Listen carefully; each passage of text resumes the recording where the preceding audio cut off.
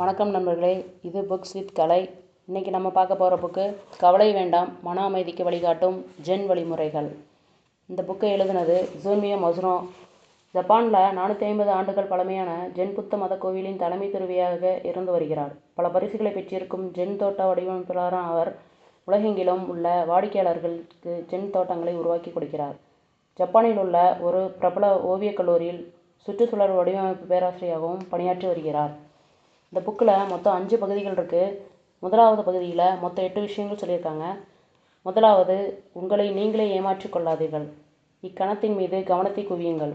3வது, உங்கள் மீது நீங்களே சுமையேற்றிக் கொள்ளாதீர்கள். 4வது, உங்களுடைய உடைமைகளை உதறித் தள்ளுங்கள். 5வது, நீங்கள் நீங்களாகவே இருங்கள். 6வது, உங்களுடைய வண்ண கண்ணாடிகளை கழற்றுங்கள். 7வது, பண்போடும் பரிவோடும் நடந்து கொள்ளுங்கள். 8வது, வரம்புகளை இனங்காணுங்கள். முதலாவது விரிவாக வாசிக்கலாம். உங்களை நீங்களே ஏமாற்றிக் கொள்ளாதீர்கள். நம்மை பிறரோடு ஒப்பிடக்கூடாது என்று ஜென் நமக்கு கற்றுக் கொடுக்கிறது. உங்களை நீங்களே ஏமாற்றிக் கொள்ளாதீர்கள் என்ற ஒரு ஜென்கோ இருக்கிறது. எளிமையாக சொன்னால், மாயைகளுக்கு பலியாகாதீர்கள் என்பது அதன் பொருள். மாயைகள் உங்களுடைய கற்பனையில் உதிக்கின்ற விளைவு என்று நீங்கள் நினைக்கக்கூடும். ஆனால் ஜென்னில் மாயை என்ற கருத்தாக்கம் அதிக ஆழமான மற்றும் பரந்த பொருள் கொண்டது. உங்கள் மனதில் பதிகின்ற விஷயங்கள், உங்கள் இதயத்தை உடும்பு போல பிடித்து கொண்டு உங்களை கட்டுப்பாட்டில் வைக்கின்ற விஷயங்கள் எல்லாமே மாயைகள்தான். ஒன்றை குறித்த சுயநலமான ஆசைகள், விட்டுத்தள்ள விரும்பாத பற்றுகள், சுய சந்தேகம், மற்றவர்கள் மீது பொறாமை ஆகியவை மாயைகள்தான். நம் மனதில் நிலை கொள்கின்ற ஒவ்வொரு மாயையிலிருந்தும் நம்மை விடுவித்துக் கொள்வது சாத்தியமற்றது. புத்தர் அடைந்த நிலை அது. நாம் சாமானியர்கள் என்பதால் நம் இதயத்திலும் மனதிலும் மாயைகள் எப்போதும் குடியிருக்கும் என்பதை நாம் ஏற்றுக்கொண்டாக வேண்டும். இந்த மாயைகளை நம்மால் முடிந்தளவு குறைத்து கொள்வதுதான் நல்லது. நம்முடைய மாயைகளின் உண்மையான இயல்பை முதலில் நாம் ஆய்ந்தறிய வேண்டும். சன் சூசுவின் பிரபலமான மேற்கோள் ஒன்று இப்படி அமைந்துள்ளது: உன் எதிரிகளை அறிந்து கொள், அப்போது உன்னை நீ அறிவாய், பிறகு 100 போர்களுக்கு நீ அஞ்ச மாட்டாய். அதாவது, நீங்கள் உங்களுடைய எதிரியை பற்றிய விஷயங்களை அறிந்து கொள்ளாவிட்டால் அவனை எதிர்கொள்வதற்கு நீங்கள் என்ன செய்ய வேண்டும் என்பது உங்களுக்கு புரியாது. இந்த மாயைகள் எங்கிருந்து உதயமாகின்றன? எல்லா விஷயங்களையும் அவற்றுக்கு நேரெதிரானவற்றோடு சேர்த்து பார்க்கின்ற சிந்தனை முறை அது. எடுத்துக்காட்டாக, வாழ்க்கை, மரணம், வெற்றி, தோல்வி, அழகு, அசிங்கம், செல்வம், வறுமை, லாபம், நஷ்டம், அன்பு, வெறுப்பு போன்ற இருமைகளை நாம் உருவாக்கி வைத்திருக்கிறோம். மரணம் என்பது வாழ்க்கையுடன் முரண்பட்டு இருக்கின்ற ஒன்றாக பார்க்கப்படுகிறது. அவை இரண்டும் ஒப்பிடப்படும் போது வாழ்க்கையை புனிதமானதாகவும் பொன்னானதாகவும் மரணத்தை வெறுமையானதாகவும் துயரமிக்கதாகவும் நாம் பார்க்கிறோம். அவன் ஓர் அதிர்ஷ்டசாலி, எனக்கு ஒருபோதும் அதிர்ஷ்டம் வாய்ப்பதில்லை. அவள் மட்டும் வெற்றி பெற்று கொண்டே இருக்கும்போது நான் ஏன் எல்லாவற்றிலும் தோல்வியை சந்தித்து கொண்டிருக்கிறேன்? ஓர் ஒற்றை அனுபவம் எல்லாவற்றுக்குள்ளும் ஊடுருவுகிறது. இதை நம்முடைய ஒட்டுமொத்த வாழ்க்கைக்கும் நாம் செயல்படுத்துகிறோம். இதற்கிடையே மற்றவர்கள் மீதான பொறாமையும் சுயகண்டனமும் நம்முள் மெல்ல மெல்ல வளர்ந்து இறுதியில் நம்மை ஒட்டுமொத்தமாக ஆட்கொண்டு விடுகின்றன. நம்மை சூழ்ந்திருப்பவர்களின் தாக்கத்திற்கு நாம் ஆளாகிறோம் என்றும் நம்முடைய மாயைகளால் நாம் கட்டுப்படுத்தப்படுகிறோம் என்றும் நாம் கூறக்கூடும். ஆனால் பின்வரும் கேள்வியை உங்களை நீங்களே கேட்டு பாருங்கள். என்னை மற்றவர்களோடு ஒப்பிடுவதில் என்ன அர்த்தம் உள்ளது? ஒரு முறை ஞானோதயம் பெற்றுவிட்டால் பாரபட்சத்திற்கு அங்கு இடமில்லை என்ற ஒரு ஜென்கோ உள்ளது. இதை மனித உறவுகளில் நாம் செயல்படுத்தினால், ஒருவரை நமக்கு பிடித்திருந்தாலும் சரி அல்லது அவரை வெறுத்தாலும் சரி, அவர்கள் நம்மை விட சிறப்பானவர்களாக இருந்தாலும் சரி அல்லது மோசமானவர்களாக இருந்தாலும் சரி, உணர்ச்சிகளின் பிடிக்குள் சிக்கிக்கொள்ளாமல் உள்ளது உள்ளபடியே அவர்களை நம்மால் ஏற்றுக்கொள்ள முடியும். ஜென் புத்த மதத்தின் சோட்டோ உட்பிரிவை தோற்றுவித்த டோஜன் ஜென்ஜி இவ்வாறு கூறினார்: மற்றவர்களுடைய செயல் நடவடிக்கைகள் என்னுடையவை அல்ல. மற்றவர்கள் செய்கின்ற செயல்களுக்கும் நாம் செய்கின்ற செயல்களுக்கும் இடையே எந்த தொடர்பும் இல்லை. வேறொருடைய முயற்சிகள் நம்முடைய முன்னேற்றத்திற்கு வழிவகுப்பதில்லை. நம்முடைய சொந்த முயற்சிகள் மூலமாக மட்டுமே நம்மால் மேம்பட முடியும். அதுதான் நம்முடைய முன்னேற்றத்திற்கான ஒரே வழி. ஒவ்வொரு பொருளின் இருத்தலும் ஒவ்வொரு நபரின் இருத்தலும் தாமாகவே முழுமையானவை. அங்கு ஒப்பீடு எதுவும் இல்லை. ஒப்பற்ற விஷயங்களை நாம் ஒப்பிட முயற்சி செய்யும்போது தொடர்பற்ற விஷயங்களில் மூழ்கி போய் நம்மை நாம் தொலைத்து விடுகிறோம். அதுதான் பதற்றத்தையும் கவலையையும் பயத்தையும் உருவாக்குகிறது. ஒப்பிடுவதை நீங்கள் நிறுத்தும்போது உங்களுடைய மாயைகளில் 90% மாயமாய் மறைந்து விடுவதை நீங்கள் காண்பீர்கள். உங்கள் இதயம் லேசாகிறது. வாழ்க்கை அதிக ஆசுவாசமானதாக ஆகிறது. உங்களை நீங்களே ஏமாற்றிக் கொள்ளாதீர்கள். இந்த வார்த்தைகளை அடிக்கடி நினைத்து பாருங்கள். அவை உங்களை உற்சாகப்படுத்தி வழிநடத்தட்டும். நான் ஒப்பற்றவன், முழுமையானவன் என்று நான் பரிபூரணமாக நம்புகிறேன் என்று கூறுங்கள். இரண்டாவது, இக்கணத்தின் மீது கவனத்தை குவியுங்கள். நம்மை நாமே போற்றி கொண்டாடுவதை பற்றியது இது. சிலர் நினைவலைகளில் மூழ்கி வருத்தமும் கவலையும் கொள்கின்றனர். அவர்கள் கடந்த காலத்தில் சிக்கி கிடப்பதாக நீங்கள் கூறக்கூடும். சுவாசத்தில் உறைந்திடுங்கள் என்ற ஒரு ஜன்கோ உள்ளது. அதாவது, நீங்கள் சுவாசித்துக் கொண்டிருக்கின்ற இந்த நிகழ்கணத்தில் உங்களால் முடிந்த அளவு முழுமையாக வாழுங்கள் என்று பொருள். உலகிலும் உறைந்திடுங்கள் என்ற புத்த கருத்தாக்கத்துடன் இது ஒத்திசவாக இருக்கிறது. கடந்த காலம், நிகழ்காலம், எதிர்காலம் ஆகியவைதான் 3 உலகங்கள். உலகங்களுக்கும் இடையேயான தொடர்புகளில் நாம் வாழ்கிறோம். ஆனால் நாம் நிகழ்காலத்தில் இருப்பதை நாம் நினைக்கும்போது கடந்த காலம் ஏற்கனவே இறந்துவிட்டது, எதிர்காலம் இனிதான் பிறக்கவிருக்கிறது.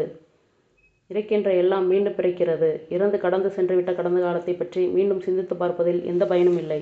இன்னும் பிறந்திருக்காத எதிர்காலத்தை பற்றியும் நாம் சிந்திக்கக்கூடாது.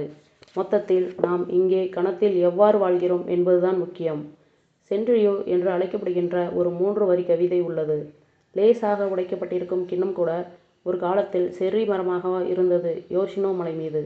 இப்போது தேய்ந்து போனது போல தோன்றுகின்ற பீங்கான் கிண்ணம் ஒரு காலத்தில் யோஷினோ மலை மீது ஒரு அற்புதமான செர்ரி மரமாக பூத்து குலுங்கியது. அங்கு வருகை தந்தவர்கள் அதன் அழகை கண்டு அதிசயித்தனர். ஆனால் இது யோஷினோ செர்ரி பூக்களை பற்றியது மட்டுமல்ல. மக்களில் சிலரும் கூட தங்களுடைய சிறப்பான கடந்த காலத்தை நினைவுகூறுவதற்கான எந்த ஒரு வாய்ப்பையும் ஒருபோதும் தவறவிடுவதில்லை. ஒரு பெரிய வேலையில் இருந்தேன். அந்த பணித்திட்டத்தை வெற்றியடை செய்தவன் நான் தான் ஒரு வேலையை சிறப்பாக செய்திருப்பது குறித்து ஒருவர் அனுபவிக்கின்ற மனநிறைவை நாம் அங்கீகரிக்க வேண்டியது முக்கியம்தான். ஒரு வெற்றியை கொண்டாடுவதும் அதே அளவு முக்கியம்தான். ஆனால் பழைய கதைகளுக்குள் அடிக்கடி மூழ்கி போவது சரிதானா? நாம் நம்முடைய கண்ணோட்டத்தை சிறிது மாற்றலாம். ஐயோ, மீண்டும் அதே பழைய புராணமா? தயவு செய்து நிறுத்து. அது சலிப்பூட்டுவதாகவும் சோர்வூட்டுவதாகவும் இருக்கிறது. இப்படிப்பட்ட விமர்சனத்தை நீங்கள் எப்போதேனும் கேட்டிருக்கிறீர்களா? நேர்மையாக சொல்ல வேண்டுமென்றால், சுற்றி வளைத்து கூறப்படுகின்ற கடந்த கால பெருமைகளை பற்றிய கதைகளை மீண்டும் மீண்டும் கேட்பது அவ்வளவு இனிமையான விஷயமல்ல.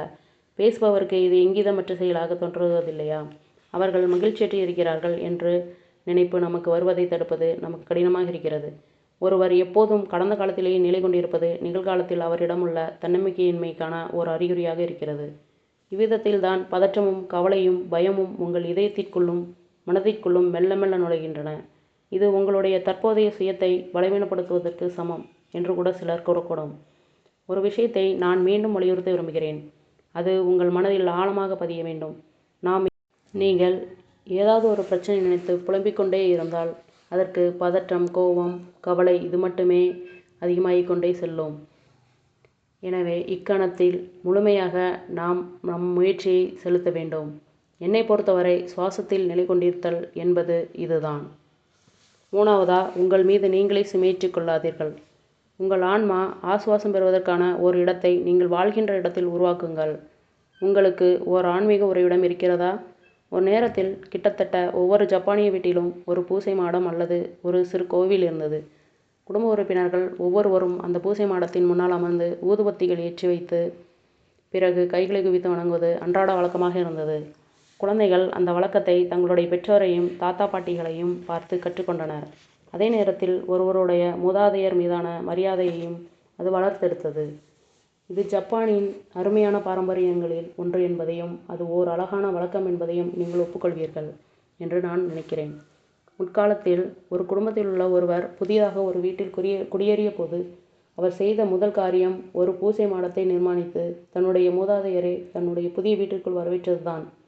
இக்காரணத்துக்காக தான் ஒவ்வொரு வீட்டிலும் பூசை மாடங்கள் இருந்தன. மூதாதையர்கள் ஒவ்வொரு குடும்பத்தின் அன்றாட வாழ்வில் இடம்பெற்றிருந்தனர். ஆனால் இன்று எத்தனை பேருடைய வீடுகளில் ஒரு பூசை மாடம் உள்ளது? நகரங்களில் வாழ்கின்ற மக்களை மட்டும் கணக்கில் எடுத்தால் அது எண்ணிக்கை மிகவும் குறைவுதான். ஆனால் வீடு வாங்குவது அல்லது வாடகைக்கு குடிபோவது உள்ளிட்ட பிரச்சனைகள் நிச்சயமாக அதற்கு ஒரு காரணம். ஆனால் அதைவிட பெரிய காரணம் ஒன்று உள்ளது. போருக்கு பிறகு நகரங்களில் குடியேறியவர்களே பெரும்பான்மையோர் இளம் வயதிலேயே தங்களுடைய சொந்த ஊர்களை விட்டுவிட்டு வெளியேறி நகர்ப்புறங்களுக்கு இடம்பெயர்ந்திருந்தனர். தங்களுடைய மூதாதையர்கள் தங்களுடைய ஊர்களிலேயே தங்கியிருந்து தங்களுடைய பெற்றோர்களை பாதுகாத்து கொண்டிருந்ததாக அவர்கள் நினைத்தனர். எனவேதான் தங்களுடைய வாழ்க்கையில் புத்தர் இடம்பெற்றிருந்ததாக அவர்கள் உணரவில்லை. அவர்கள் நகரங்களுக்கு இடம்பெயர்வதற்கு முன் அவர்களுடைய மூதாதையரை பற்றிய தகவல்களை அவர்களுக்கு எடுத்துரைப்பதற்கான ஒரு வாய்ப்பு அவர்களுடைய பெற்றோர்களுக்கு கிடைக்காமல் போயிருந்திருக்கலாம். எனவே ஒரு பூசை மாடம் இல்லாத ஒரு வீட்டில் வாழ்வது அவர்களை பொறுத்தவரை ஒரு இயல்பான விஷயமாக இருக்கலாம். பல தலைமுறைகளின் ஊடாக எங்களுடைய பழைய பாரம்பரியம் மெல்ல மெல்ல காணாமல் போய்கொண்டிருக்கிறது. இந்த உண்மைக்கும் மக்கள் இன்று அனுபவிக்கின்ற ஒரு விதமான ஏமாற்ற உணர்வுக்கும் இடையே ஒரு தொடர்பு இருப்பதாக நினைப்பதை என்னால் தவிர்க்க முடியவில்லை. உங்களுடைய மூதாதையருக்கு முன்னால் கைகளை கூப்பி வணங்குவது ஒரு வெறும் சம்பிரதாயம் அல்ல. இன்று நமக்கு இருக்கின்ற இந்த வாழ்க்கைக்காகவும் தலைமுறையாக நமக்கு கடத்தப்பட்டு வந்திருக்கின்ற எல்லாவற்றுக்காகவும் நன்றி தெரிவிப்பதற்காகவும் ஒரு வழி அது. நம்மில் ஒருவர் கூட நம்முடைய மூதாதையர் இல்லாமல் இப்போது இங்கே இருக்க மாட்டோம். நான் தினமும் காலையில் என் கைகளை குவித்து நல்ல ஆரோக்கியத்துடன் இன்னொரு நாளை வரவேற்பதற்காக நான் நன்றியுள்ளவனாக இருக்கிறேன் என்று கூறிதான் என்னுடைய நாளை தொடங்குகிறேன். அதுபோலவே ஒவ்வொரு இரவிலும் நான் மீண்டும் என் கைகளை குவித்து என்னுடைய நன்றியை தெரிவிக்கிறேன். இன்னொரு நாள் உயிர் பிழைத்திருந்ததற்கு நான் நன்றியுடையவனாக இருக்கிறேன். சில சமயங்களில் நான் என்னுடைய மூதாதையர்களோடு உரையாடுகிறேன். தினமும் நாம் நம்முடைய வேலையில் மூழ்கும்போது நாம் ஒவ்வொருவருக்கும் வெவ்வேறு அனுபவங்கள் கிடைக்கின்றன. அலுவலகத்தில் நம்முடைய வேலையில் நாம் தவறுகள் செய்கிறோம். நம்முடைய உறவுகளில் சிக்கல்கள் ஏற்படுகின்றன. சில விஷயங்கள் நம்மை குழப்பி கீழே தள்ளுகின்றன. இந்த விவகாரங்களை பற்றியெல்லாம் நீங்கள் உங்களுடைய மூதாதையரிடம் தனிமையில் பேசலாம். அவர்கள் முன்னிலையில் நீங்கள் நீங்களாக இருக்க முடிவது குறித்து நீங்கள் வியந்து போவீர்கள். உங்களுடைய மூதாதையர் உங்களுக்கு பதில் ஏதும் சொல்லப்போவதில்லை என்பது வெளிப்படை. ஆனால் உங்களுடைய உணர்வுகளை வெளிப்படுத்தி உங்களுடைய மனசுமைகளை இறக்கி வைப்பதன் மூலம் நீங்கள் நிம்மதியும் அமைதியும் பெறுவீர்கள். இது உங்களிடமுள்ள ஏதேனும் ஏமாற்ற உணர்விலிருந்து உங்களை விடுவித்து ஒரு நேர்மறையான மனப்போக்கை உங்களிடம் தூண்டும். உங்களுடைய மூதாதையருடன் நீங்கள் செலவழிக்கின்ற நேரம் உங்களுடைய ஆன்மா ஆசுவாசம் பெறுவதற்கான ஒரு வாய்ப்பை வழங்குகின்றது. கைகளை குவித்து நன்றியை உணராமல் இருப்பது உங்கள் மனதை அமைதிப்படுத்துவதற்கான வாய்ப்புகளில் ஒன்றை களவாடி விடுகிறது. ஒரு பூசை மாடத்தை நிர்மாணிப்பது அவ்வளவு எளிய காரியமாக உங்களுக்கு தோன்றாமல் இருக்கலாம். ஆனால் நீங்கள் அது குறித்து அதிகமாக அலட்டிக்கொள்ள வேண்டியதில்லை. நீங்கள் வெறுமனே உங்களுடைய மூதாதையரின் புகைப்படங்களை சுவர்களில் மாட்டி வைக்கலாம். உங்கள் வீட்டில் நீங்கள் உட்கார்ந்து வழிபடக்கூடிய ஒரு இடத்தை தேர்ந்தெடுத்து கொள்ளுங்கள். உங்கள் இதயம் கணக்கும் போதோ அல்லது ஒரு விதமான ஏமாற்ற உணர்வு உங்களை ஆட்கொள்ளும் போதோ அந்த இடத்திற்கு சென்று ஆடாமல் அசையாமல் உட்கார்ந்து கொண்டு உங்கள் கைகளை குவியுங்கள். பிறகு உங்களுடைய எண்ணங்களை ஒவ்வொன்றாக உங்கள் மூதாதையரிடம் இறக்கி வையுங்கள். அவ்வாறு செய்வதன் மூலம் உங்கள் மனம் அதிக ஆசுவாசமானதாக மாறும். உங்களுடைய கண்ணோட்டம் அதிக நேர்மறையானதாக ஆகும். 4வதா, உங்களுடைய உடைமைகளை உதறி தள்ளுங்கள். அது உங்களுடைய மனத்தையும் உடலையும் லேசாக்கும். நாம் பொருட்களை கைவசப்படுத்திய பிறகு அவற்றை உதறி தள்ளுவது கடினமாக இருக்கும். நம் எல்லோராலும் இதை ஓரளவு அல்லது பெருமளவு உணர்ந்து கொள்ள முடியும். உண்மையில் அது நம்முடைய துயரத்திற்குரிய ஒரு காரணியாக கூட அமையக்கூடும். என் வீடு மிகவும் குறைவாக உள்ளது. நான் எப்போது இத்தனை பொருட்களை வாங்கி குவித்தேன் என்பது எனக்கு தெரியவில்லை என்று மக்கள் கூறுவதை நாம் அடிக்கடி கேட்டிருப்போம். நீங்கள் ஒரு வீட்டிற்குள் குடியேறும் போது அது தூய்மையாகவும் நேர்த்தியாகவும் இருக்கிறது. வசதியாக வாழ்வதற்கு அங்கு ஏராளமான இடம் இருப்பது போல நமக்கு தோன்றுகிறது. ஆனால் இனியும் ஆசுவாசம் கொள்வதற்கான ஒரு இடமாக இருப்பதில்லை. இது நமக்கு மனசோர்வூட்டுகிறது. பொருட்களை வாங்கி குவித்து வீட்டை நிரப்பி அதை குப்பைக்கூடமாக வைத்திருக்கின்ற நபர்களை பற்றி நான் பேசவில்லை. ஆனால் நம் எல்லோருக்குமே இதில் சிறிதளவு அனுபவம் இருக்கும் என்று நான் நினைக்கிறேன். காரணம் என்ன என்பது வெளிப்படை. நம்முடைய பொருட்களை பிரிய முடியாமல் இருப்பதும் அவற்றை களைய தயாராக இல்லாமல் இருப்பதும் தான் அதற்கு காரணம். ஜென்னில் ஈகையை குறிக்கின்ற ஒரு சொல் இருக்கிறது. கீசா, பின் வருத்தம் இல்லாமல் ஒன்றை மகிழ்ச்சியாக கைவிடுவது என்பது அதன் பொருள். ஒரு கோவிலுக்கு விஜயம் செய்யும்போது நாணயங்களை வீசும்போது நாங்கள் அதை இப்படித்தான் விவரிக்கிறோம். பணத்தை போன்ற முக்கியமான ஒன்றை ஒருவர் எதற்காக மகிழ்ச்சியாக கைவிடப் போகிறார்? பொருட்களை கைவிடுவதன் மூலம் நம்முடைய சொந்த பற்றுகள் சிலவற்றை நாம் கைவிடுகிறோம். பற்றுகள் நம்முடைய மனதை குழப்பக்கூடும் என்பதால் பற்றுகளை விட்டொழிப்பது நம்மை மகிழ்ச்சிப்படுத்துவதற்கான சக்தியுடையதாக இருக்கிறது. இது பொருட்களுக்கும் பொருந்தும். உங்களை சூழ்ந்துள்ள பொருட்களை பாருங்கள். உங்களுடைய ஆடை அலமாரி நிரம்பிவழிகிறதா? நீங்கள் உடுத்திராத ஆடைகள் ஆண்டு கணக்கில் அதில் உள்ளனவா? நீங்கள் ஓரிரு முறை மட்டுமே பயன்படுத்திய பைகள் உங்களிடம் இருக்கின்றனவா?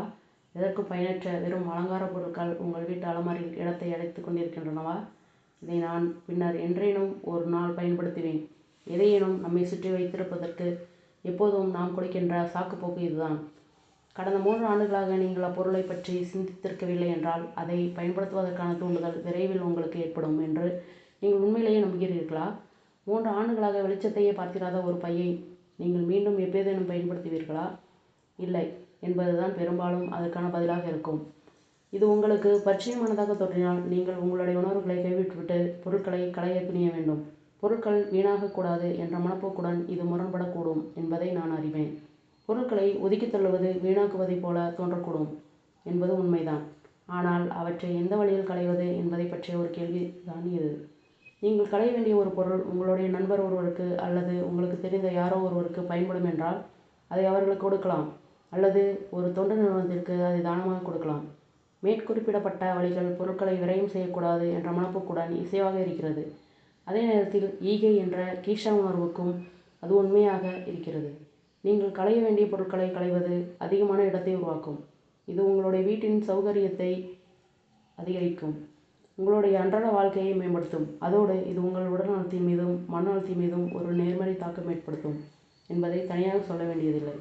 சில பொருட்களை நீங்கள் வைத்து கொள்ளத்தான் வேண்டும். அவற்றை நீங்கள் பயன்படுத்தினாலும் சரி, இல்லாவிட்டாலும் சரி, அவற்றை உங்களால் தூக்கி வீச முடியாது. உங்கள் பெற்றோரிடமிருந்து அல்லது தாத்தா பாட்டியிடமிருந்து நீங்கள் சுவீகரித்த நினைவு பரிசுகள், ஒருவருடைய நினைவாக நீங்கள் வைத்திருக்கும் பொருட்கள், தனி சிறப்பு வாய்ந்த ஒரு நிகழ்வை கொண்டாடுவதற்காக நீங்கள் வாங்கிய பொருட்கள் போன்றவை அவற்றில் அடங்கும். எந்த பொருட்கள் எந்த வகைக்குள் அடங்கும் என்று தீர்மானிப்பதில் தான் சவால் உள்ளது. என்னை பொறுத்தவரை ஒவ்வொரு பொருளை பற்றியும் நீங்கள் எத்தகைய உணர்வை அனுபவிக்கிறீர்கள் என்பதுதான் மிக முக்கியமான காரணியாகும். ஒரு பொருளை நீங்கள் உங்கள் கையில் வைத்திருக்கும் போது அது நினைவுகளை கிளறி உங்கள் இதயத்தை கனிய செய்கிறதா? அப்பொருளை உங்களுக்கு கொடுத்த நபரை நினைவுபடுத்தி அது உங்களை மகிழ்ச்சிப்படுத்துகிறதா? அது உங்களுக்கு நிம்மதியளிக்கிறதா, வலுவூட்டுகிறதா? இதற்கும் பணமதிப்பிற்கும் எந்த தொடர்பும் இல்லை.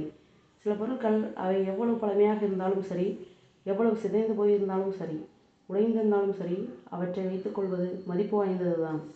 இவை வெறும் பொருட்கள் அல்ல, இவை உங்கள் வாழ்க்கையுடன் மிக நெருக்கமாக பிணைக்கப்பட்டுள்ளன.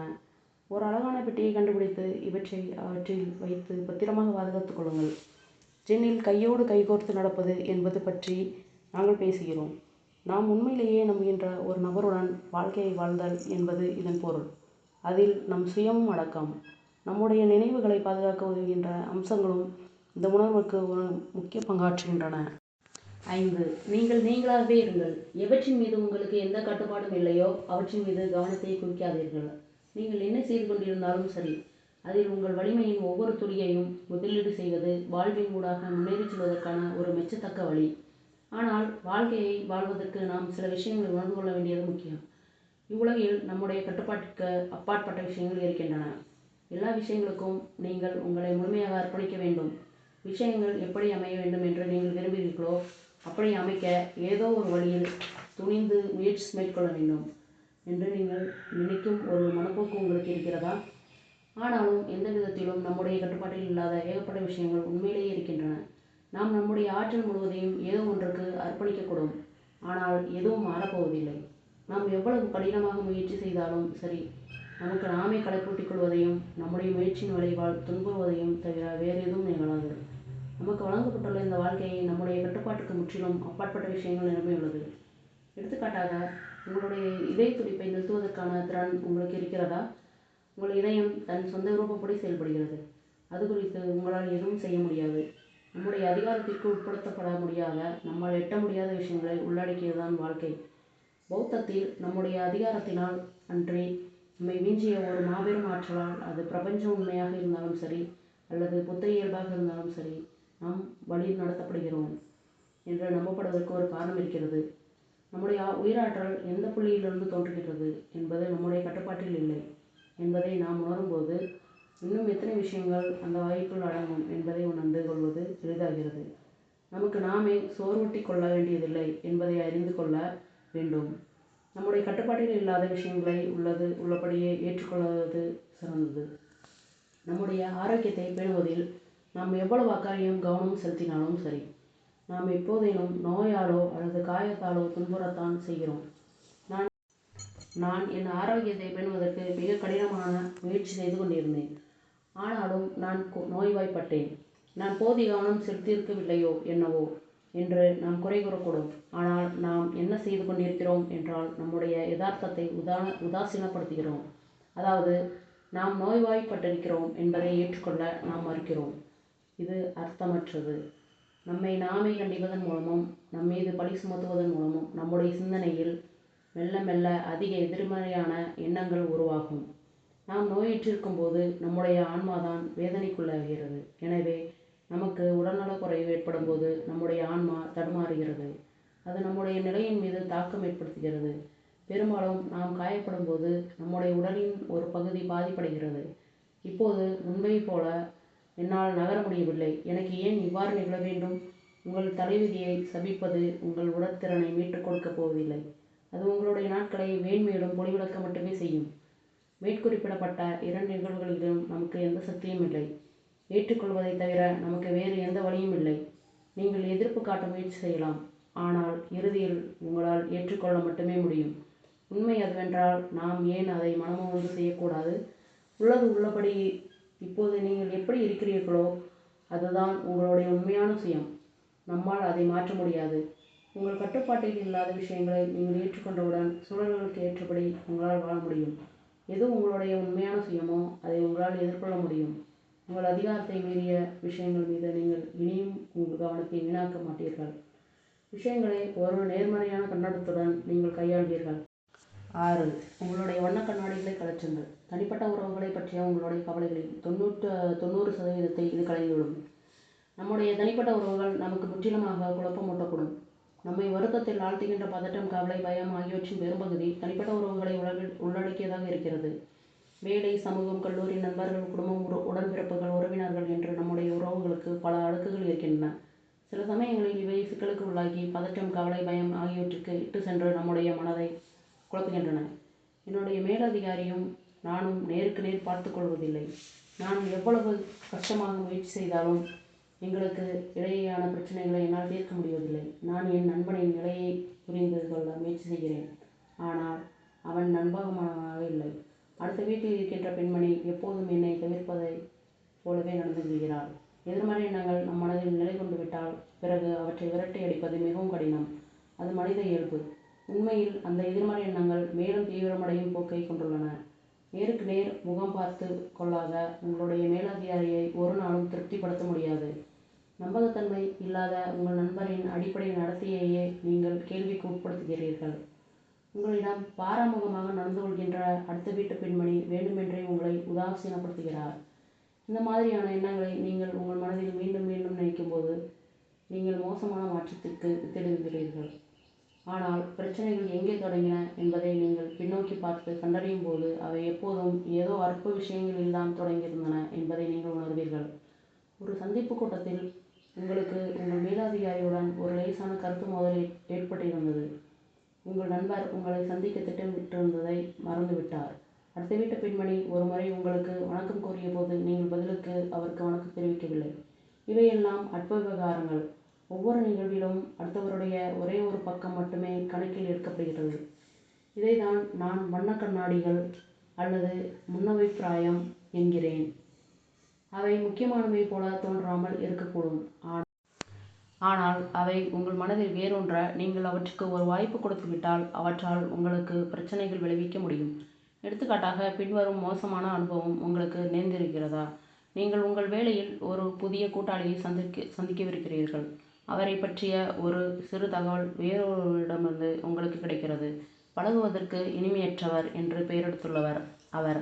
நீங்கள் நாளைக்கு அவரை சந்திக்கப் போகிறீர்கள். எச்சரிக்கையாக இருங்கள், ஆனால் ஒருவேளை நீங்களும் அவரும் ஒத்துப்போகக்கூடும். இது சரியல்ல. உங்களுடைய புதிய கூட்டாளி இனிமையற்றவர் என்ற ஒரு வகைக்குள் அடைக்கப்பட்டுள்ளார். உங்கள் இருவருக்கும் இடையேயான சந்திப்பு எவ்வாறு அமையும் என்பதை கற்பனை செய்து அப்படியொன்றும் கடினமாக இருக்காது. ஒரு லேசான பதற்றமோ அல்லது தற்காப்பு போக்கோ உங்களிடம் இருக்கக்கூடும் என்று வைத்துக்கொண்டால் கூட, அந்த நபர் உண்மையிலேயே அனுசரித்து போகும் இயல்பு கொண்டவராக இருந்தாலும் அவருடைய உண்மையான இயல்பை உணர்ந்து கொள்வது உங்களுக்கு கிட்டத்தட்ட சாத்தியமற்றதாக இருக்கும். உங்களுடைய முன்னபிப்பிராயங்கள் உங்களை தடுப்பதால் நீங்கள் அவரை கையாள்வதில் எச்சரிக்கையாக நடந்து கொள்வீர்கள். இது அவருடைய மனதை புண்படுத்தக்கூடும். ஜென்னில் நாங்கள் வண்ணக் கண்ணாடிகள் அணியாதீர்கள் என்று கூறுகிறோம். வெறும் முன்னபிப்பிராயங்களின் அடிப்படையில் மக்களை எடை போடுவதற்கு எதிரான ஒரு வலிமையான கண்டனம் அது.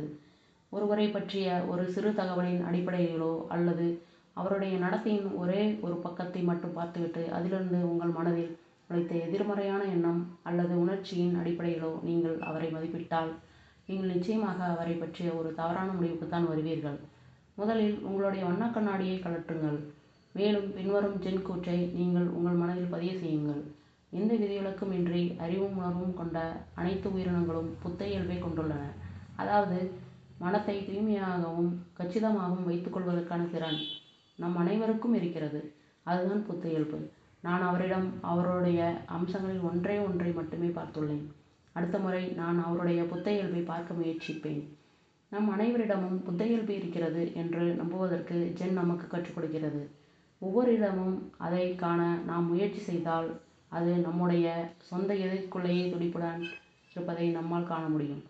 நாம் நம்முடைய வண்ணக் கண்ணாடிகளை கழற்றிவிட்டு வெறும் கண்களால் பார்க்கின்ற போது பிறரிடம் ஒரு சிறு கணக்கு நேரத்திற்கு எட்டி பார்க்கின்ற இந்த புத்த இயல்பை நாம் தவறவிட மாட்டோம். உங்களால் மக்களின் பல்வேறு முகங்களை பார்க்க முடிகின்ற போது நேருக்கு நேர் முகம் பார்த்து கொள்ளாத மேலதிகாரி இப்போதும் உங்களிடம் கராராக நடந்து கொண்டால் கூட உங்களுக்கு சலுகை காட்டுவதை நீங்கள் காண்பீர்கள். நம்பகமான இல்லாத நண்பன் இப்போது பழகுவதற்கு இனிமையானவனாகவும் நேசிக்கத்தக்கவனாகவும் இருப்பதை நீங்கள் காண்பீர்கள். அடுத்த வீட்டில் இருக்கின்ற பெண்மணி எப்போதும் உங்களை தவிர்ப்பதைப் போலவே நடந்து கொள்வதற்கு அவருடைய கூச்ச சுபாவம் காரணமாக இருக்கலாம் என்பதையும் அடிப்படையில் அவர் பகடற்ற நல்லிதயம் கொண்ட ஒரு பெண்மணி என்பதையும் நீங்கள் புரிந்து கொள்வீர்கள். உங்களுடைய இந்த எதிர்மறையான உணர்வுகளுக்கு அல்லது அபிப்பிராயங்களுக்கு பின்னால் உள்ளது உண்மையில் கண்களில் வண்ணக்கண்ணாடியுடன் இருக்கின்ற நீங்கள்தான் என்பதை நீங்கள் புரிந்து கொள்வீர்கள் என்று நான் நம்புகிறேன். அதை நீங்கள் உங்களுடைய கண்களில் இருந்து கழற்றியவுடன் உங்களுடைய கண்ணோட்டம் முற்றிலுமாக மாறிவிடும். போக போக பிறரிடம் உள்ள புத்த இயல்பு உங்களுக்கு மேலும் வெளிப்படையாக தெரிய தொடங்கும். அது வெளிப்பட்டவுடன் ஒரு சமயத்தில் உங்களுடைய உறவுகள் குறித்து நீங்கள் கொண்டிருந்த எரிச்சல், பதற்றம், கவலை, பயம் ஆகியவை பஞ்சாய் பறந்து போகும். 7. பண்போடும் பரிவோடும் நடந்து கொள்ளுங்கள். உங்களுடைய பதவி அல்லது அந்தஸ்து எதுவாக இருந்தாலும் உங்களுடைய வேலைகளை பிறருக்கு ஒதுக்க தயங்காதீர்கள். நாம் எந்த அளவுக்கு விஷயங்களை பிடித்து தொங்கிக் கொண்டிருக்கிறோமோ அந்த அளவுக்கு நம்முடைய தேவையற்ற பயங்கள் அதிகரிக்கின்றன. மக்கள் ஒவ்வொருவரும் தங்களுடைய வேலையில் ஏதோ ஒரு பதவியில் இருக்கின்றனர் அல்லது சமுதாயத்தில் ஏதாவது ஓர் அந்தஸ்தை கொண்டிருக்கின்றனர். அது எதுவாக இருந்தாலும் அதை கட்டி காப்பாற்றுவதற்கான செயல்களில் இறங்குவது என்பது நம்மை பொறுத்தவரை முக்கியமானது. ஆனால் நாம் அதை பிடித்து தொங்கிக் கொண்டு இருக்கும்போது அது ஒரு பிரச்சனையாக உருவெடுக்கிறது. ஒருவர் ஓர் அலுவலகத்தில் ஒரு மேலாளராகவோ அல்லது உதவி தலைவராகவோ ஆகிறார் என்று வைத்துக்கொள்வோம். அப்போது தன்னுடைய அந்த பதவியை தக்க வைத்துக் கொள்வதில் மட்டுமே அவர் அக்கறை கொள்கிறார். நீண்ட காலமாகவே அவர் அப்பதவி மீது ஓர் கண் வைத்திருந்தது போலவும் இப்போது அது அவர் வசப்பட்டிருந்தால் என்ன வந்தாலும் சரி அதை இழக்க தான் ஒருபோதும் தயாராக இல்லை என்பது போலவும் அவர் நடந்து கொள்கிறார். அவருடைய அப்படிப்பட்ட நடத்தை அந்நிறுவனத்திற்கு பிரச்சனைகளை உருவாக்கும் என்பதை தனியாக குறிப்பிட தேவையில்லை. அவருக்கு கீழே வேலை பார்ப்பவர்களின் வளர்ச்சியை அது பாதிக்கும். அதோடு அந்த அலுவலகத்தில் இருப்பவர்கள் திறந்த மனப்போக்குடன் செயல்படுவதற்கும் அது குறுக்காக நிற்கும். தங்களுடைய பதவி அல்லது அந்தஸ்தை கெட்டியாக பிடித்து தொங்கிக் கொண்டிருக்கின்ற மேலதிகாரிகள் ஊழியர்களால் விரும்பப்படுவதில்லை. கன்பூஷியத்தின் 5 பண்டைய நூல்களில் ஒன்றான சூ ஜிங் இவ்வாறு கூறுகிறது: தற்பெருமை தோல்விக்கு வழிவகுக்கும், அடக்கம் வெகுமதி பெறும். அதாவது தங்களை முக்கியமானவர்களாக கருதி கொள்கின்ற திமிர் பிடித்து அலைகின்ற நபர்கள் இழப்பை சந்திப்பர். அடக்கமுள்ளவர்கள் நற்பயன்களை அறுவடை செய்வர். நம்முடைய பதவி அல்லது அந்தஸ்தை பிடித்து தொங்கிக் கொண்டிருக்காமல் நம்முடைய வேலைகளில் சிலவற்றை பிறருக்கு பரிவுடனும் பணிவுடனும் ஒதுக்குவதற்கு எது சரியான நேரம் என்பதை அடையாளம் காண்பது முக்கியமானது. தாங்கள் ஓய்வு பெற்றதும் தங்களுக்கு கீழே அடுத்த நிலையில் பணியாற்றி கொண்டிருக்கும் ஒருவரை தன் பணியில் அமர்த்திவிட்டு செல்கின்ற அதிகாரத்தை பல நிறுவனங்கள் உயரதிகாரிகளுக்கு வழங்குவதில்லை என்பது உண்மைதான். ஆனால் உயரதிகாரிகள் தங்களுக்கு கீழே பணிபுரிபவர்களுக்கு தங்களுடைய வேலையின் சில அம்சங்களை ஒதுக்கலாம். சந்திப்பு கூட்டங்களுக்கு தலைமையேற்கின்ற பொறுப்பை வழங்குதல், அன்றைய தின முக்கிய வேலைகள் குறித்த காலை நேர அறிவிப்புகளை ஊழியர்கள் சுழற்சி முறையில் மேற்கொள்வதற்கு அனுமதித்தல் போன்றவை ஒரு சில எடுத்துக்காட்டுகள். யோசித்தால் நிறைய சாத்தியக்கூறுகளை கண்டறியலாம். உங்களுடைய சில வேலைகளை உங்களுக்கு கீழே இருப்பவர்களுக்கு ஒதுக்குவதால் அவர்கள் உங்களை விஞ்சி சென்று விடுவார்கள் என்று நீங்கள் பயப்பட தேவையில்லை. என்ன இருந்தாலும் அப்பதவிக்கு தேவையான பல்லாண்டு கால அனுபவம் உங்களுக்கு இருக்கிறது. அந்த அனுபவத்தின் காரணமாக உங்களால் சிறப்பான வழிகாட்டுதலை வழங்க முடியும், கண்ணோட்டத்தை கொடுக்க முடியும். உங்களுடைய சில வேலை திட்டங்களை நீங்கள் உங்களுக்கு கீழே வேலை பார்ப்பவர்களிடம் ஒப்படைக்கின்ற போது அவர்களில் சிலர் தொடக்கத்தில் தடுமாறக்கூடும், பதற்றமாக இருக்கக்கூடும் அல்லது அதற்கு ஏற்ப தங்களை பொருத்தி கொள்ள சில காலம் கூடுதலாக எடுத்துக்கொள்ளக்கூடும். அக்கட்டத்தில் உங்களுடைய அனுபவத்தின் வழிகாட்டுதல் அவர்களுக்கு கிடைத்தால் அது குறித்து அவர்கள் பெரிதும் நன்றியுணர்வு கொண்டிருப்பர். தங்களுடைய தகுதியையும் ஆற்றலையும் அவர்கள் உணர்ந்து கொள்ள அது அவர்களுக்கு உதவும். எல்லோரும் வெறுக்கின்ற மேலதிகாரிக்கு நேரெதிரானவர். நம்பத்தக்கவராகவும் தன் கீழே வேலை பார்ப்பவர்களின் பயங்களை நீக்கி அவர்களுக்கு உறுதியளிப்பவராகவும் இருப்பவர். அவர் தன்னுடைய நிறுவனத்திற்கு புத்துயிர் பாய்ச்சுபவர் என்பதிலும் சந்தேகமில்லை. உங்களுடைய பதவி அல்லது அந்தஸ்தை பார்ப்பதற்கான தேவை இருப்பதாக நீங்கள் எவ்வளவு அதிகமாக நம்புகிறீர்களோ அவ்வளவு அதிகமாக நீங்கள் தேவையில்லாத கவலைகளை விதைப்பீர்கள். மன அமைதி பெறுவதும் கடினமாகிவிடும். உங்களுடைய பதவியில் தேவைக்கு அதிகமாக தொங்கிக் கொண்டிருக்காமல் உங்களுடைய வேலைகளில் சிலவற்றை பகிர்ந்தளித்தால் உங்களை சூழ்ந்து கொண்டிருக்கும் கவலை மேகங்கள் தாமாகவே விலகிவிடும். அப்போது நீங்கள் பரந்து கண்ணோட்டத்துடனும் துடிப்பான இதயத்துடனும் வலம் வருவீர்கள். ஹோசோவா கிரேசியா என்ற பெண்மணி எதிரிகளிடம் பிணைக்கைதியாக பிடிபட்டு விடுவதை தவிர்ப்பதற்காக அவளுடைய குடும்பத்தார் தங்களுடைய பாதுகாப்புக்காக அமர்த்தியிருந்த சாமுராய் வீரர் ஒருவரால் கொல்லப்படுவதற்கு முன்னால் எழுதிய சாவு கவிதை இது. எக்கணத்தில் உதிர வேண்டும் என்பதை அறிந்திருப்பது பூக்கள் தம்முடைய உச்சநிலையை அடைய அவற்றை அனுமதிக்கிறது. நமக்கும் அது பொருந்தும். எப்போது விலகி கொள்ள வேண்டும் என்பதையும் எப்போது பிறரிடம் தம் பணிகளை ஒப்படைக்க வேண்டும் என்பதையும் அறிந்திருக்கின்ற ஒருவரை காண்பது நிஜமாகவே புத்துணர்வூட்டுகிறது, இல்லையா? 8. வரம்புகளை இனங்காணுங்கள். நம்முடைய சொந்த திறமைகளுக்கு உட்பட்டே நம்மால் எதையும் செய்ய முடியும். வறுமை என்ற சொல்லை கேட்டவுடன் உங்கள் மனதில் என்ன தோன்றுகிறது? அது ஒரு விதமான எதிர்மறையான உணர்வை கொடுப்பதற்கு அதிக சாத்தியக்கூறுகள் இருக்கின்றன. அதை நாம் ஒரு நேர்மறையான கோணத்தில் அணுகி பார்க்கலாமா?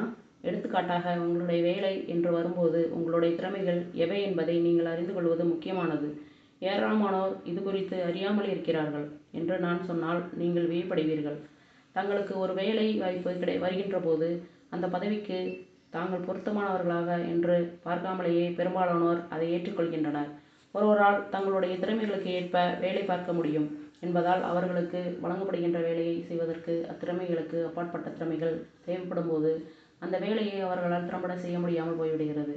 இது அவர்களோடு சேர்ந்து வேலை பார்ப்பவர்களுக்கும் இடைஞ்சலாக இருக்கும். நம்மால் செய்ய முடியாத வேலைகளை நாம் எதிர்கொள்ள வேண்டியிருக்கும் போது பொதுவாக நம்மை நாம் வெகுவாக வதைத்து கொள்கிறோம், பொறுமை இழக்கிறோம், எரிச்சல் படுகிறோம், நம்மை குறித்து மோசமாக உணர்கிறோம். அதனால் நாம் பெரும் ஆன்மீக சுமையை சுமக்க நேரிடுகிறது. இப்படிப்பட்ட இக்கட்டான நிலையில் சிக்கிக்கொள்ளாமல் இருப்பதற்கு நம்முடைய வரம்பு எது என்பதை நாம் அறிந்து வைத்திருக்க வேண்டும். அது சோதனைக்குள்ளாகும் போது அதை அடையாளம் காண வேண்டும். உங்களுடைய வரம்புகளை அறிந்திருப்பது என்பதில் என்னென்ன திறமைகள் உங்களிடம் இருக்கின்றன என்பதையும் அவை உங்களை எவ்வளவு தூரம் கூட்டி செல்லும் என்பதையும் அறிந்து வைத்திருந்தாலும் அடங்கும். தங்களுடைய வரம்புகளை அறிந்து வைத்திருப்பவர்கள் தங்களுடைய வேலையை திறம்பட செய்வர் என்று எதிர்பார்க்கலாம். அவர்கள் தேவையில்லாமல் தம்பட்டம் அடித்து கொண்டிருக்க மாட்டார்கள். அவர்களை சுற்றியுள்ளவர்கள் அவர்கள் மேல் நம்பிக்கை வைத்திருப்பர். தங்களுடைய வரம்புகளை தாண்டுவதை அவர்கள் தவிர்ப்பர். அதன் விளைவாக அவர்களுக்கு தேவையற்ற மன உளைச்சல் ஏற்படாது. அவர்களுடைய தன்னம்பிக்கைக்கு அடிவிழாது. அவர்களால் ஓர் அமைதியான மனநிலையை கொண்டிருக்க முடியும். அதை பற்றி நீங்கள் எந்த கண்ணோட்டத்தில் சிந்தித்தால் சமநிலையை கண்டுபிடிப்பதற்கு உங்களுடைய வரம்பை அறிந்திருப்பது ஒரு முக்கியமான வழி என்பது புலப்படும். நீங்கள் கணக்கில் எடுத்துக்கொள்ள வேண்டிய மற்றொரு முக்கியமான விஷயமும் இருக்கிறது. அதன் மூலம்தான் உங்களுடைய வரம்பெல்லையை உங்களால் எதிர்கொள்ள முடியும். என்னுடைய திறமைகளின் வரம்பெல்லைக்கு அப்பால் செல்ல என்னை நான் முடுக்கிவிட்டு கொள்வது எனக்கு உண்மையிலேயே நல்லதா? இது ஒரு வழி. இதைவிட மேம்பட்ட இன்னொரு வழியும் இருக்கிறது. அது இன்னும் அதிக சுதந்திரமாக செயல்பட அனுமதிக்கிறது. எடுத்துக்காட்டாக, நீங்கள் உங்களுடைய திறமையை குறியீட்டளவில் 10 என்று நினைக்கிறீர்கள் என்று வைத்துக்கொள்வோம். குறியீட்டளவில் 12 என்ற அளவில் திறமை தேவைப்படுகின்ற ஒரு வேலை உங்களுக்கு கிடைத்தால் என்ன செய்வீர்கள்? இது உங்களுடைய தகுதிக்கு மீறியது என்று கருதி அதை நீங்கள் உடனடியாக நிராகரித்து விடுவீர்களா? ஏனெனில் உங்களுடைய திறமைக்கும் அந்த வேலைக்கும் தேர்ந்தெடுக்கப்பட இருப்பவரிடம் எதிர்பார்க்கப்படுகின்ற திறமைக்கும் இடையே ஒரு பெரிய இடைவெளி இருக்கும். உங்களிடம் தற்போது இருக்கின்ற திறமையை வைத்துக்கொண்டு அந்த வேலையை செய்வது உங்களுக்கு கடினமாக இருக்கலாம். ஆனால் அந்த சவாலை எதிர்கொள்வதற்கான துணிச்சல் உங்களுக்கு இருந்து இன்னும் கடினமாக உழைக்க நீங்கள் தயாராக இருந்தால் உங்களால் அந்த இடைவெளியை இட்டு நிரப்ப முடியும். ஆனால் குறியீட்டளவில் 15 அல்லது 18 என்ற அளவில் திறமை தேவைப்படுகின்ற ஒரு வேலை உங்களுக்கு கிடைத்தால் அந்த உயரத்தை உங்களால் ஒரு காலம் அடைய முடியாது. உங்களுடைய திறமைக்கு அடுத்த கட்டத்தில் இருக்கின்ற அளவை நீங்கள் எட்டிவிட்டால் உங்களுடைய திறமையோடு சேர்ந்து உங்களுடைய தன்னம்பிக்கையும் அதிகரிக்கும். அடுத்த சவாலை நீங்கள் சந்திக்கின்ற போது உங்களை மேலும் உயர்த்தி கொள்ள நீங்கள் முயற்சி செய்யலாம். ஆனால் எல்லாவற்றுக்கும் முதலில் நீங்கள் உங்களுடைய வரம்பு எது என்பதை அறிந்திருக்க வேண்டியது அவசியம். அதே நேரத்தில் நீங்கள் அடுத்த கட்டத்தை குறிவைத்திருப்பதும் இன்றியமையாதது. இந்த வார்த்தைகளை நீங்கள் கவனமாக பரிசீலிப்பீர்கள் என்று நான் நம்புகிறேன். பகுதி 2ல் ஆத்தர் 9 விஷயங்களை சொல்லியிருக்கிறாரு. 9வது, பரிச்சயமானவற்றை மறுபரிசீலனை செய்யுங்கள். 10வது, அறக்க பறக்க எதையும் செய்யாதீர்கள். 11, நேர்மறையாக எதிர்வினையாற்றுங்கள். 12, அதிகாலைகளை ஆராதனை செய்யுங்கள். 13, உங்களுடைய சொந்த தரங்களின்படி வாழுங்கள். 14, தேவையற்றவற்றை தேடித் திரியாதீர்கள். 15, எங்கிருந்தாலும் அங்கு மிளிருங்கள். 16, உங்கள் உணர்வுக்கு எதிராக செல்லாதீர்கள். 17, உங்களுடைய மாலை நேரங்களை அமைதியாக்கிக் கொள்ளுங்கள். இதை நம்ம நாளைக்கு பார்க்கலாம். நன்றி நண்பர்களே.